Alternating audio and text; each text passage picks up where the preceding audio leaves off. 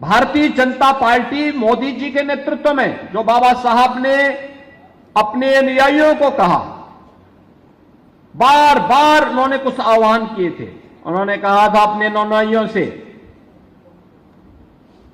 कि शिक्षित बनो, संगठित रहो, अन्याय के प्रति संगठित होकर के प्रतिकार करो।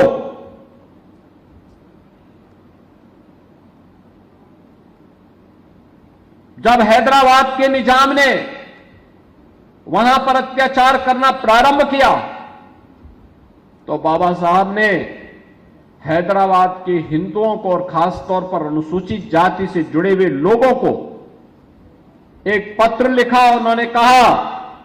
कि देखो, कुछ भी हो, मैं सभी हैदराबाद रियासत के निवासियों से कहूंगा और खास तौर पर हिंदुओं से कहूंगा और खास तौर पर अनुसूचित जाति के लोगों से कहूंगा कि वह किसी भी स्थिति में इस्लाम स्वीकार न करें, कतई दबाव में ना आए।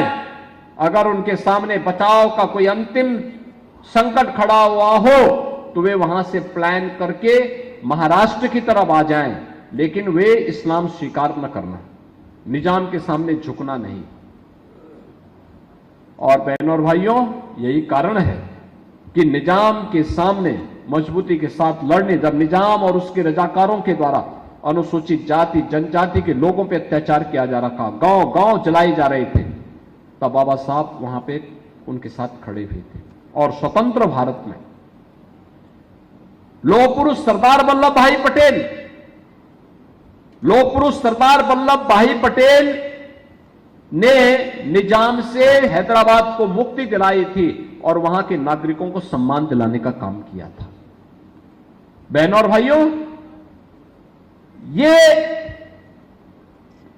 बातें हमें इस बात को बताती हैं कि उन्होंने शिक्षित बनने के लिए जो कहा, संगठित होकर के कार्य करने का जो आह्वान बाबा साहब ने किया था,